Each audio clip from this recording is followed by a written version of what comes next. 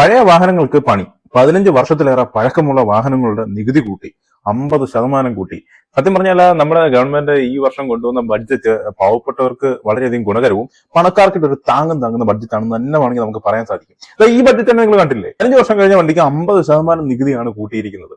അതായത് 15 വർഷമായിട്ടും പുതിയൊരു വണ്ടി വാങ്ങാത്ത പിശുക്കനായിട്ടുള്ള പണക്കാർക്ക് ഒരു കൊട്ടു കൊടുക്കാനാണ് ഈ ഒരു നികുതി കൊണ്ടുവന്നതെന്ന് വേണമെങ്കിൽ നമുക്ക് പറയാൻ സാധിക്കും.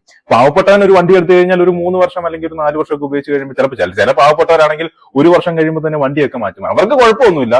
ഈ പണക്കാരന്മാരുണ്ടല്ലോ, അവന്മാരിങ്ങനെ പൈസ ഇങ്ങനെ പൂഴ്ത്തി വെക്കുകയാണ്. അവന്മാര് പഴയ വണ്ടി വീണ്ടും പണിതിട്ട് ഓടിക്കുകയാണ്. അങ്ങനെ ചെയ്യുന്ന മോശമല്ലേ? പാവപ്പെട്ടവനെയൊക്കെ അപമാനിക്കുന്ന രീതിയല്ലേ പണക്കാരി ചെയ്തുകൊണ്ടിരിക്കുന്നത്? പാവപ്പെട്ടവനൊക്കെ 3-4 വർഷം കൂടുമ്പോൾ ഒരു വണ്ടി മാറും. അങ്ങനെയാണ് ഈ പണക്കാരന്മാർ ചെയ്തുകൊണ്ടിരിക്കുന്നത്. 15 വർഷമായ വണ്ടി വീണ്ടും ടെസ്റ്റ് ഒക്കെ ചെയ്ത് വീണ്ടും ഓടിക്കുകയാണ് ഇവന്മാര്.